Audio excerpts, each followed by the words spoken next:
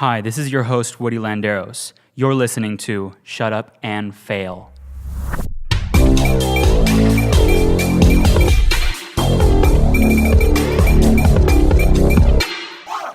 Today, I'm here with Rvmzy, music producer. Go ahead and introduce yourself, man. What up, guys? I'm Rvmzy Beats, and I'm a music producer from California. I'm based off of Los Angeles, and we're at the Woodie Landeros podcast show. Yeah. So what does your day-to-day look like as a music producer? Day to day, let's see. I wake up, I get some good music going. I gotta have inspiration every day. I get fresh in the day before I hit the studio. I have a nice breakfast with my pups, and then I take them on a nice walk to get my brain see some life out there before I go into the studio, because when you're in the studio, you're almost like boxed in, so you don't get to see a lot of inspiration after that point. So I like to take it all in before I go in there, and then from there on it's studio time, and then it's going to other studios to work with other artists, and then it's back to the studio and make more music. Yeah. I know we're supposed to be focusing on your whole music producing, but what kind of dogs do you have? Well, let's see. The dogs are Marley. He's a Maltipoo, I think, with like a terrier, but we think he's Havanese as well. And then my other dog, Lily, she's a Pomeranian, all white. Very nice. They're Yeah, cool dogs. I have Love two them. dachshunds. Awesome. That's how I start out my morning. Just Yeah. one dachshund's right here on my neck, and then another one's over here. Yep. It's hilarious. They're the best. So tell me a little bit about how you started or how you came about, becoming a music producer. Honestly, all of my years in high school, I was really inspired by a lot of the movements that were happening by Kendrick Lamar and stuff before they were being their mainstream names today. I mean, I got to see a lot of these other musicians like Travis Scott, a lot of these other guys developing. So I was really inspired. I was at a time where I got to witness a lot of good music being created. And I was just an audience to it, I was no means to be a creator. I really enjoyed everything that I was listening to, and it kind of took me to a place that I didn't have to feel like I was going through shit, because in high school everyone has some bullshit they're going through, and I just felt like at that time music was helping me escape from everything. And later on, I kind of felt this passion of I loved listening to so much. Why not make it? And Yeah. so I dabbled into, looking into investing in quality products and equipment, and then from there on, I kind of waited till I graduated high school to, collect some graduation money and whatnot, and then I Yeah. cashed out on all this music equipment. So it's your form of escape originally. Literally, yeah. Before, in high school, you go and there's people who smoke pot, and then there's people who drink, and there's people who do pills and all that stuff. Everyone has their own escape. I mean, I did mess around with everything once in a while with people, but those weren't my real escapes. I didn't feel like it was an escape from that. I was just trying to have a good time with people, I guess. The real escape was listening to the music, and just having those headphones in and listening to the stories, more or less, of these Yeah. musicians. It wasn't just let me listen to this music. I was Yeah. really tuned in to the lifestyle of each musician that I listened to see their development, because everybody was coming from a rough time, just straight failing all the time. Yeah, especially in high school. Yeah, Yeah. and so You went from you said you went from an audience member and then to actually doing it. Exactly. When did that transition happen? I would say probably when I was about 18 years old, just like that summer after graduating high school. I think I was with my girlfriend one day, and we went to a movie or something, and at night I came home and I just sat, and I was like, I don't want to be on this earth to not have a quality of just something that puts me who I am, distinguished, makes me distinct. And Yeah. I was like, I don't want to be just like everyone else. I want to stick out, and I want to find out that niche or that craft that's going to help me stick out. And I figured, well, I've already been so passionate about music, and I've already developed this idea of being a music producer. Why not just do it? And Yeah. So What was the first step for you, to actually first step, going towards it? definitely buying the equipment. Yeah, because at least getting the program, something to get you going. Yeah, like a DAW, any DAW, just to let you see it. And then but at the time when I first was getting into music, there wasn't really a lot of YouTube tutorials, and there wasn't teachers like that. So you kind of either had to figure it out on your own, or hope that you knew somebody who could, kind of show you that path. It wasn't really a distinct thing yet, YouTube. Yeah. So for music producers, at least, it was still developing. So you didn't go through lessons first. Like you went through actually buying like everything that you needed to make something. Exactly. And then later on, actually, the guy who sold me my stuff at Guitar Center was cool enough. Shout out to Caesar. He was a cool guy. He came over one day and kind of just set up my equipment, and then I pay him $50, just show me how to work around the DAW, how to put things together.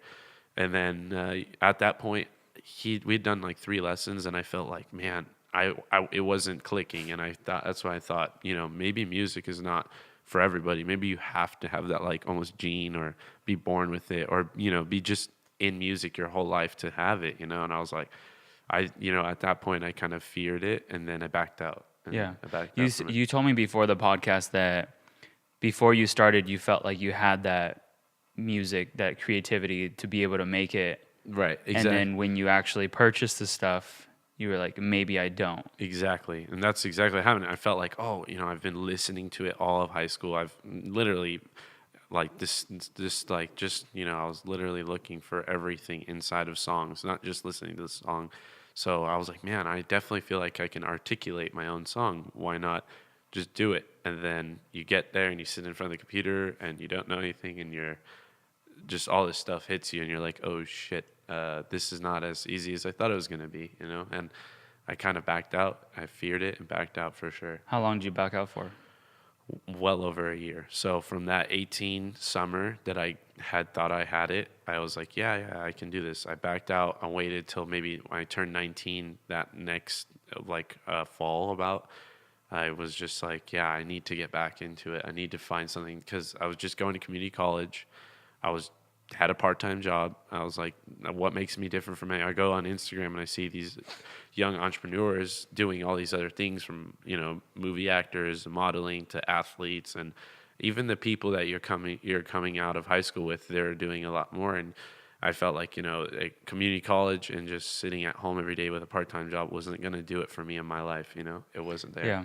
I think it's very interesting that you said that Instagram made you feel like that, because a lot of times for me, when I go on Instagram, I feel more of like in a negative way, because I feel like everybody's doing all this stuff, and like Exactly. it's more of a competitive Right. feeling where it kind of pushes you down. But I like how it actually made you do something about it. Exactly. It made you see how creative other individuals were. I know, and nowadays you see a lot of, they say millennials, we're millennials, and this and that. I don't really know if that's a real thing or not, because I don't see life like that. Everyone is their own individual. That you can't put a stamp on a generation. We're just generations after the other. We're just learning off of the past generation. And so the fact that I got to see people doing things, I was like, you know what? If these people are going to do it, why not do it myself, Yeah.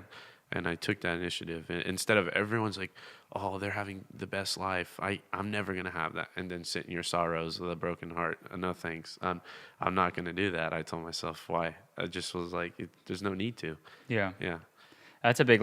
For last week or 2 weeks ago, I completely shut down from Instagram. I Okay. just it was like I'm overwhelmed. Right. It was just a lot of information. I just felt like, where does my art fit in? And like I kind of felt mixed in. Okay. And I think that kind of compares to what you said before the podcast, that there's so many music producers in the YouTube world where you kind of get shuffled in. Right. How do you feel now seeing Instagram and seeing YouTube? Like going from starting to now actually doing it. Well, now it's just honestly like a business. It's a business platform for me. It really is. It's for me to communicate with other artists, with other producers, to get other people's personal information, to get my things out there. So in a sense, it's just a big community to help everyone else out. If we can all help each other out, then we can all be successful. Then it's just going to be a world full of people who are successful generations, and we can pass that on to the next generation, instead of trying to create a failing generation, for the next upcoming ones. So I definitely thought that for sure. Yeah. Talking about failing, I want to go just straight to the story that we were talking about, which is you saying that you're failing every single day. Exactly. Explain what that means. So what I mean by failing every day is, I'm sure a lot of music producers that know, if you're in the industry, it's really difficult to get your first placement. We all know that artists aren't just going to hop on any track just because you sent them a beat pack. It's very important that that song is going to stick out, because in today's generation, we have people who are releasing tracks day in, day out, and the quality just keeps getting better and better. And the listeners, they want more and more. So the important thing to these artists is to make sure that the listener is going to get the quality that they're going to expect.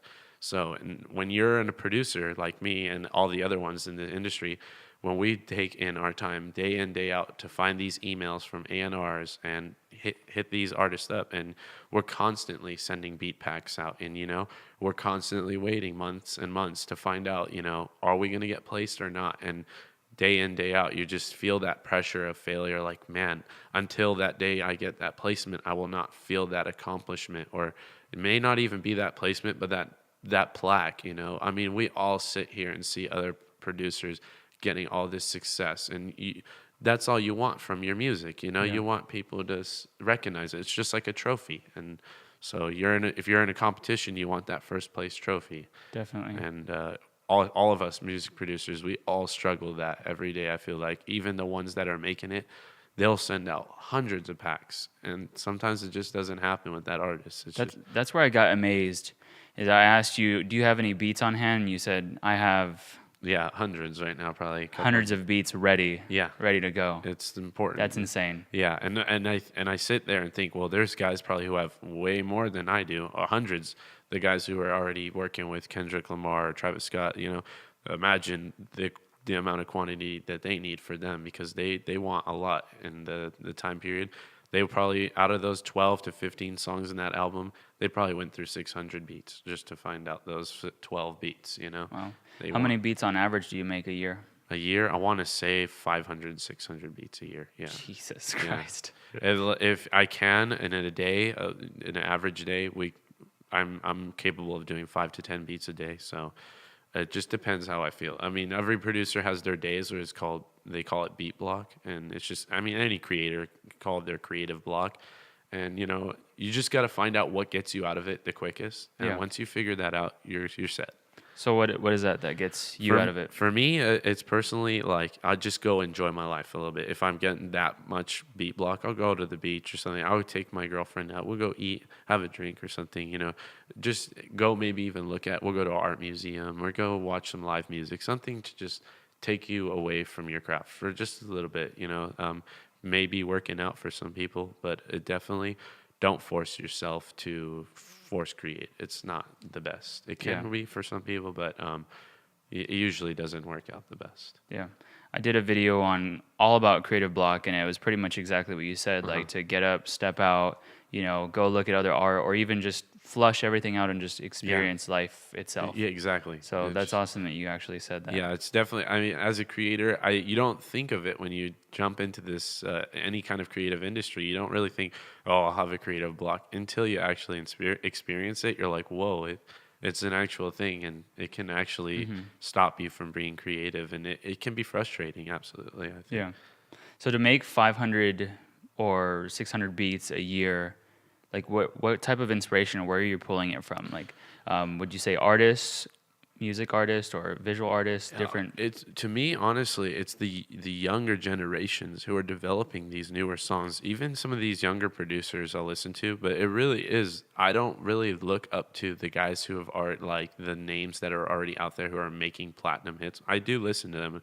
I think they're great, but I really like to experiment and discover these new sounds that these younger generations are coming up with, because it's really interesting the kind of creativity that they come up with. Because when I was their age, the creativity wasn't this wild. Yeah. It's a different place today with the youth. So I really like, even though I'm only 23 right now, I'm still really young as well, but I really like to learn from the generations under me right now, the younger people, because they really have something going. It's kind of interesting what's all going on right now. What do you think has changed?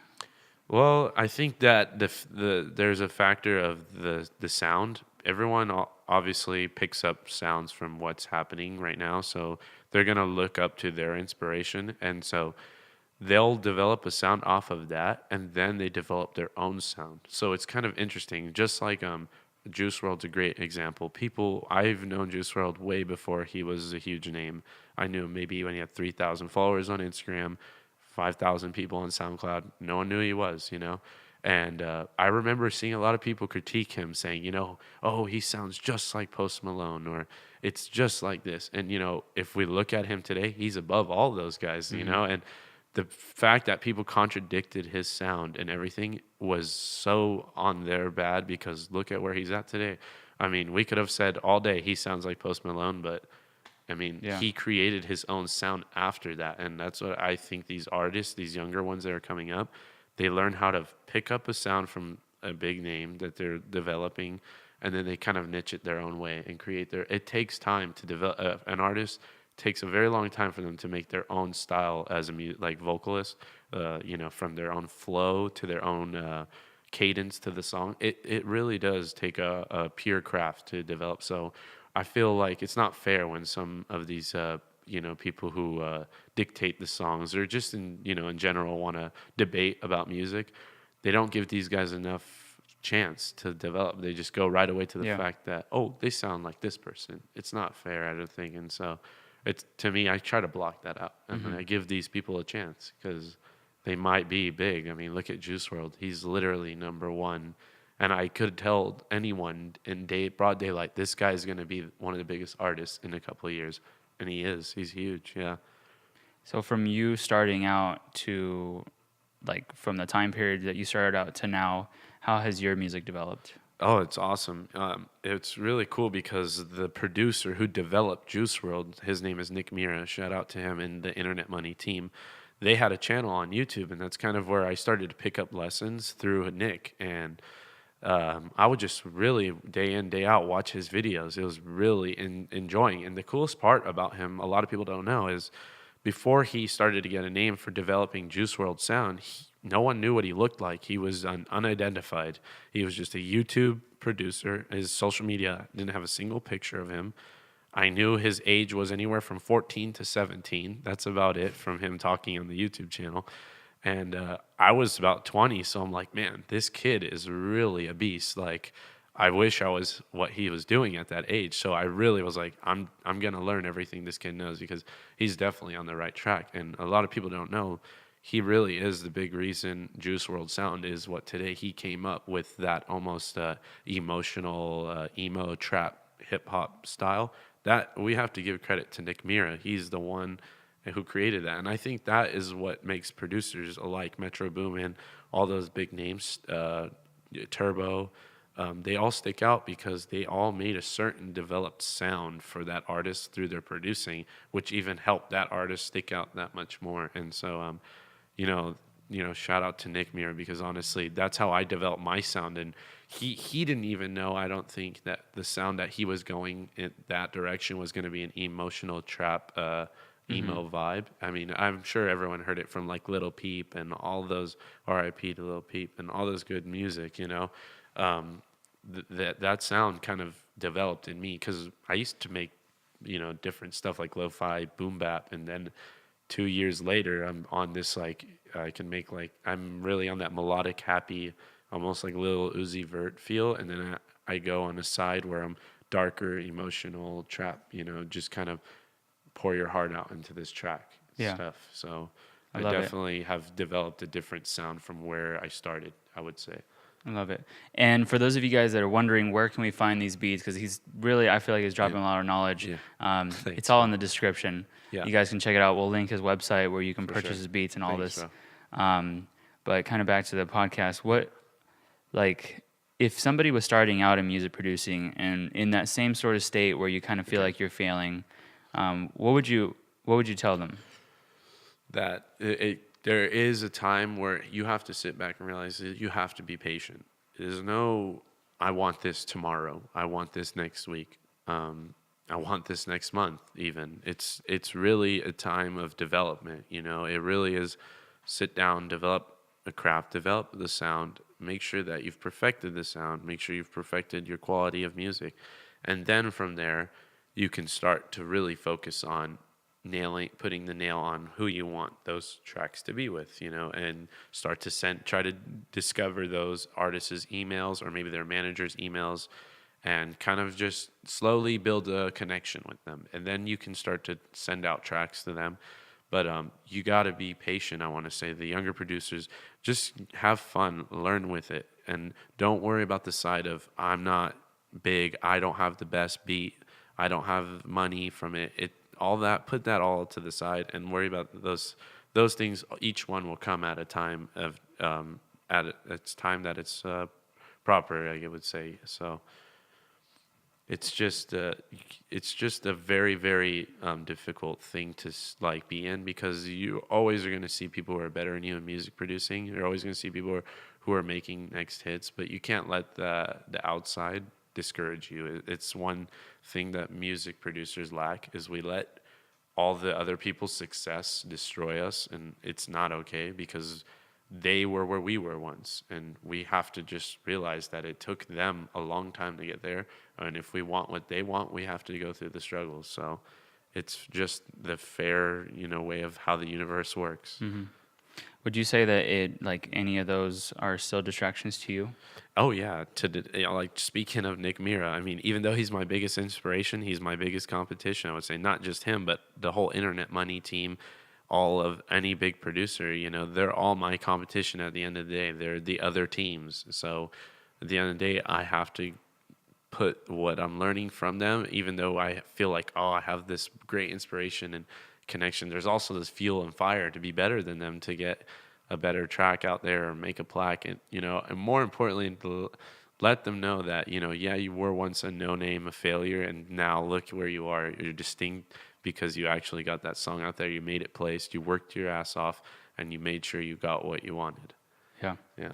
I see that the same way with dancing, because Right. I always look up to different dancers, but Okay. sometimes they drop, like it's the same way in music, like they drop a track and you're like, dang, that was good. Right. That was really good. You're like, whoa. And then you kind of feel like, okay, I need to get back on the floor. I need to get back in the studio, whatever it is. Right. And I need to make something, Okay. because that was awesome. Yeah, you know? exactly. And that's how I feel with them. I'll hear like Nick every time he comes out with a great song, because he's a phenomenal producer. I instantly hear it and I get like these creative jitters. I'm like, man, I got to go in the studio now and just try to make something better. It really is like an awesome feeling to see these guys who are making the songs, and then it just makes you want to fight back and burn. So without them, I feel like I wouldn't have that encouragement to keep going. So in a way, it's good to have people who are. It's a positive comparison. Yeah, it can. Just try, I guess, to let people know. Just don't try to look at things in a negative aspect. Even though they're having success, just try to get inspired by that and be creative and try to take the path on that they took. And Yeah. take it on your own.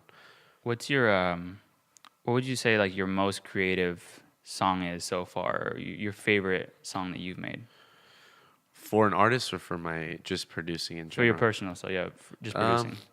I think there was a track I showed you right before. It's the one that I personally have sent to Juice WRLD recently to his A&R. I think that's definitely one of the more distinctive ones I've had. Just the ones that I feel like you can really feel the emotion through the song, and you feel the different steps that it's going through. And this one really sticks out to me. The different different sequences I put through it to go through it, almost as you could feel the story before the lyrics are there. And I haven't had that feeling with the track yet, so I feel like this one is important, and it might stick out. I have so many right now, so I can't really remember, but there's so many on there. Yeah, like I could bounce back and forth which one's my favorite right now, but I might make my favorite one tonight. Yeah. That's usually what happens. I'll make my favorite one, I quote unquote say the day before, and then 2 days later I made a better beat or something in my opinion. But I always send out my tracks and show other producers and get them to critique it. Even the Internet Money team, they always do on Twitch, just critiques on beats. I also recommend that to any young producers. If you are gonna, let your music get a chance, let people critique it, and let them be real about it. Let them tell you negative things about it, because that's important. You want them to say things so you can go back and change it, because that's really at the end of the day how you're going to perfect your sound. So that's helps me. I love to get my beats critiqued, because there's always something that another creative mind is going to hear that you didn't hear. Yeah. And it helps out. That honesty is so important. Right. This last maybe 2 years, I started collaborating more with other artists, because before that I was just like a solo act. Okay. I just felt like, this is my art and this is who I am, and don't touch it or don't adjust it. Exactly. And these past 2 years, I think just being with Rebecca, my girlfriend, she's been able to kind of critique and tell me different things, or collaborate, or say, oh, can I control it, and can I edit the video too? And I went through a little bit of like a place of frustration where I was like, no, this is how it is, and that's Right. my art, and if you don't like it, then you don't have to look at it. But I think when you do accept those critiques and when you start collaborating, that's when the real growth comes. Exactly. And that's when like all of my videos, I feel like they went from like nothing to something, because I actually started listening to everybody around me. Because it might not be the smartest person in the world that's standing in front of you, but they might say something that sparks, Exactly. sparks your mind, or sparks your that sort of creative juice to be able to change and think differently and not be so closed off. Right. From looking at back at what you said that it was very like deep and emotional, and there was more layers to the songs that you liked more. Yeah. What do you mean by that? Like when you say layers, and just to kind of clarify to the Like viewers. when you mean layers, just by like the instrumentals behind the song. Obviously, you have like your main melody, they like to call it, and then you have your counter melodies, and then you've got your drum patterns. And I just really liked how a lot of the song had different elements that counteracted with my main melody, and then the drums just really bounced with the instruments that I played, like the couple of the guitars and keys that I had on there. It's just really nice. And I think you don't always have to have a lot of layers. All producers know you can make a simple song and it can be a hit. Yeah. But this one in particular I made, it just had different elements that took me there. And honestly, I saw a Genius video recently with Perps on the Beat. He showed a Juice WRLD tutorial or beat breakdown of Do You Hear Me Calling by Juice WRLD, the recent like #1 song on the charts right now from him. And he showed like just layers of weird things that he did, like weird hums, and you wouldn't think like those sounds were in the background of the song. And it kind of just opened my eyes to this, adding different little things to the song, that Love it. I was like wowed by it. So it was really interesting to see. Love it. All right, guys. Well, that's pretty much it for the podcast. It was great having you. Thank you, guys. Seriously. If Thank you you, have guys. any tags, any shout outs, anything you want to do, Yeah. mic's on you. Shout out to my girlfriend, honestly, at that little artist, ALIL artist. She's honestly been my biggest inspiration. She's been there for me through everything. She's the one who's kind of pushed me to be where I'm at today as a music producer, and she's helped me get that creative space. Without her, I wouldn't even have the studio to begin with. She kind of helped me get going and get it there, and she's a huge inspiration because she's an artist, and yet she doesn't do the fun for herself. She's all about giving back to animal shelters, and I wish I was, doing as well as her in my music to fund back to something, and I eventually will. But I think that she's trying to portray to the world that we don't all have to make a business and then take all that funds. We can help other people if we're capable of it. We should, and that's why she's like my biggest inspiration. And shout out to my whole team, like Taj Akel, Mondo Beats, Jerry, all those guys. They've been through thick and thin with me, and they're gonna be there when I make it, and they're gonna be there when I get all my hit placements and tracks. And they've been with my side. Shout out to all of them. Shout out to Rodriguez show. They're like the first radio show that put me on as a producer, and they believed in me, and I'm still on my way up. And shout out to my family. They Love it. Got to be with family. Love it. We'll go ahead and link everything in the description, guys. Thank Thank you, you guys for listening.